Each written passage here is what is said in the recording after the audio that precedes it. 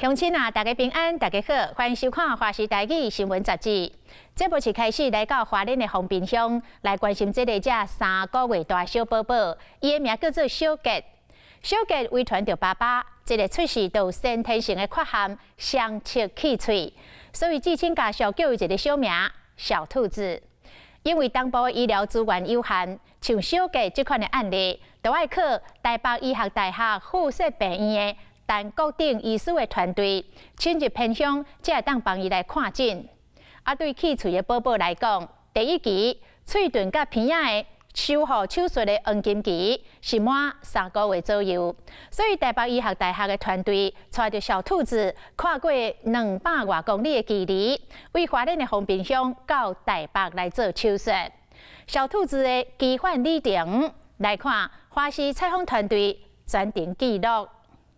好，压下来喽，乖乖乖乖，好，知道，坐公车又要转车，公车又很少，3班而已，还要转计程车转到门路，时间超过就变下午诊啦，就比较麻烦。钓鱼啊？好。它是一个双侧链，手术的要求度或手术的工程度都比一个单侧链要大，恢复期它所需要的营养情况也比单侧链要求要高，所以我们接过来是希望说它在北医可以我们把它营养情况再改善，让它手术前的身体状况可以更好。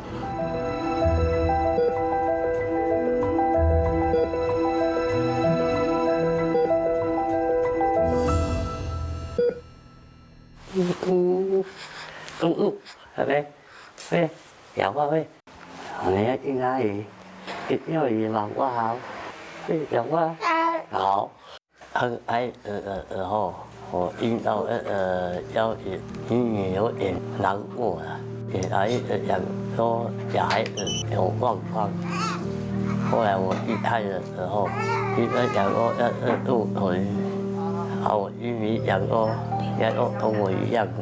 照那个超音波的时候，他们讲那个英文我听不懂，然后我想说，哎呀，会不会是遗传到爸爸了？照的时候说，妈妈，你看你的儿子这边好像是兔宝宝哦。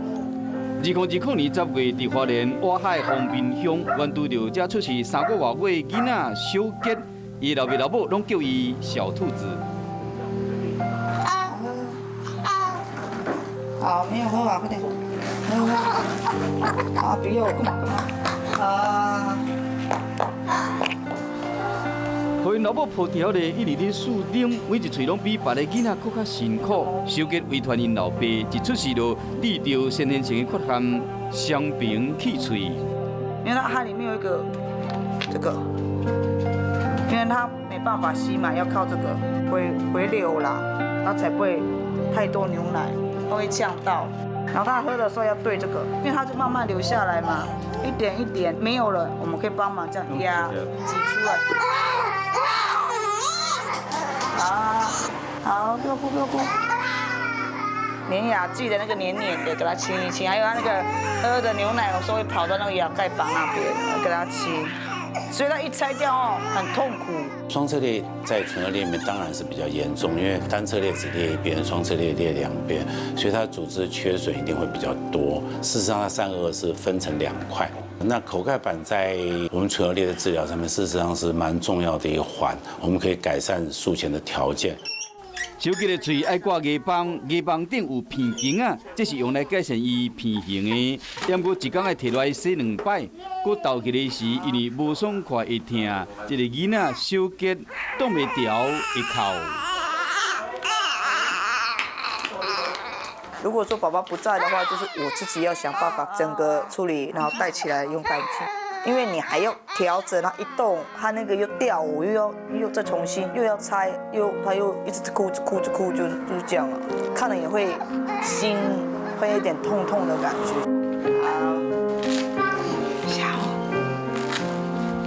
高最小杰目睭真大蕊，今年7月份来到这个世界上，是厝内第7个囡仔。一开始，小杰的老母伫诊所产检无发现各样，生产前去文乐病院检查，才确认这个囡仔气喙。面对这个要来临的小生命，这个家庭嘛捌陷入折磨甲选定。幸好有那个门路的社工们，就慢慢的去谈去聊，就跟爸爸讲说，不要想太多这样，因为你想很多照顾会很累。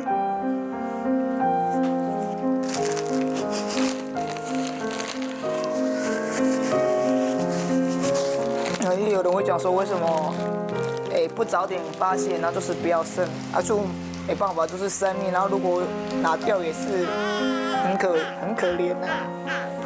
我是尾巴，兔子跟狗都有，只有尾巴而已。后来跟我的家人讲，我小孩子跟我一样，他们都要逼我都要拿药。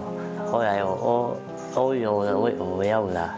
一拿又伤害他，也伤害自己的太太的身体状况。后来我现在慢慢的安抚家里的人，后来才慢慢想说家生下来。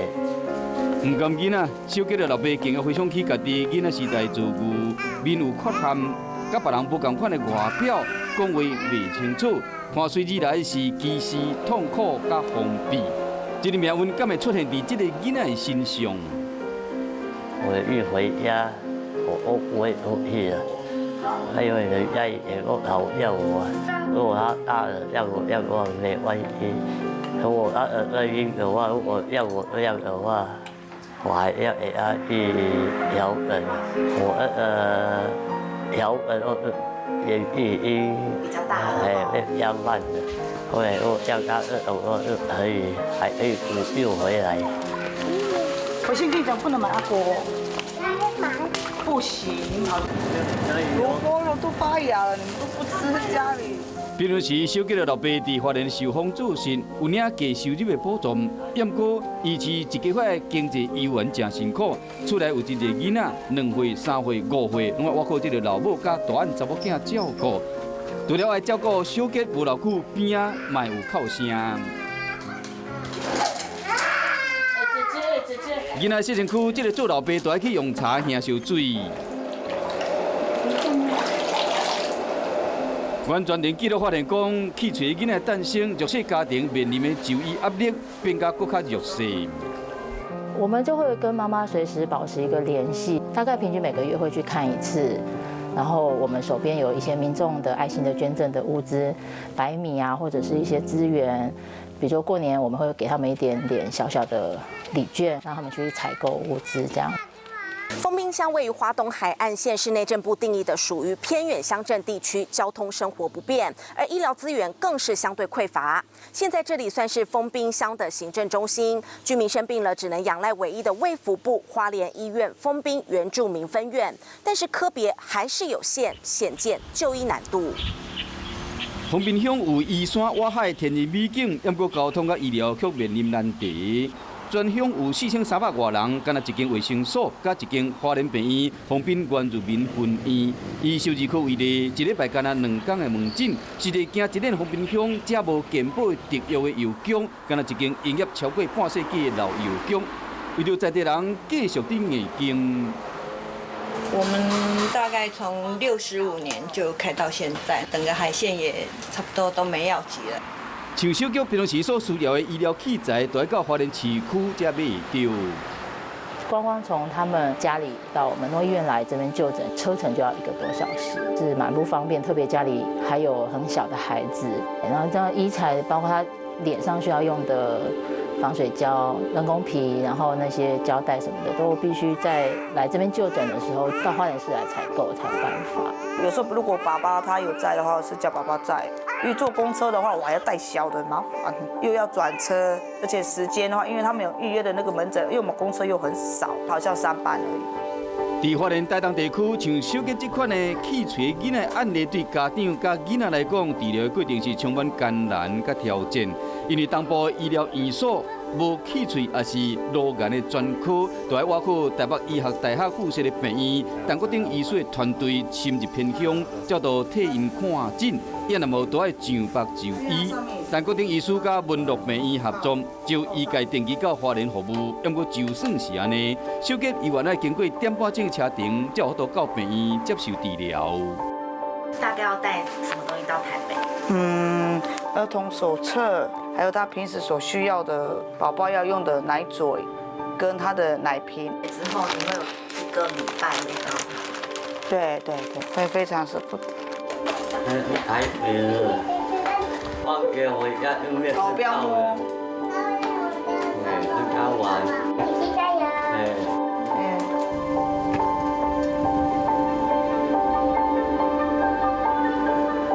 他这2个礼拜是哪个状况？是说盖板的话，它很辣，会分2段，就会变出来，还有肾酱。好，那我们先拿下来喽。来看看哦。因为陈教授他有一个梦想，就希望在台湾各地唇腭裂的宝宝，他们都可以就近得到照顾。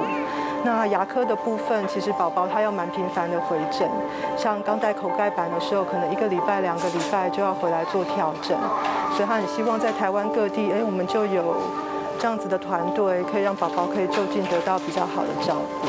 有时候个案是突然出现的，那我们现在的处理方式就是，如果一旦是小儿科门诊或者婴儿室那边发现有相关的个案的时候，就会先给他那个联系的资料，那他们会直接去跟陈国鼎教授的个管师去跟他联系。在地医疗我都提供协助，行入偏乡的医师，带予小杰厝内人一丝的希望。气嘴的囡仔第1期。嘴唇片啊修复手术的黄金期是满3个月左右，小杰出事到即马，每2礼拜都要到病院调整体磅，为手术做准备。他们左右的2个颚骨没有愈合在一起，所以我们尽量就带有口盖板，然后利用胶带的力量把它左右的2边拉紧，这样他下周手术的时候会比较容易。这一次其实比1个月来之前进步还蛮多的，今天的鼻型看起来也撑起来比较多一些。不生气。好，妈妈抱抱，不会。2020年10月2日这日天，看完起考，北医团队启动医疗外接行动，要将小杰送到台北。因为9天后，伊即将要进行气嘴头一摆重建，嘴唇甲片仔修复手术。双侧裂手术的要求度或手术的工程度都比一个单侧裂要大，恢复期他所需要的营养情况也比单侧裂要求要高。另外一点考量就是他家里有另外几个小朋友在那边，我们把他接来北医。那在这边我们好好把他喂养，那在婴儿室里面隔离开来，所以他可以保证他不感冒，所以手术过程可以比较平顺。暂时离开爸母，嘛无亲人陪伴，也无小杰唔免惊。真侪医师、护士、阿姨、阿叔会保护你，去互城乡甲距离。小兔子的医院旅程正要开始，一段经过200多公里的求医之路，嘛是小杰敢有法度改变人生的起点。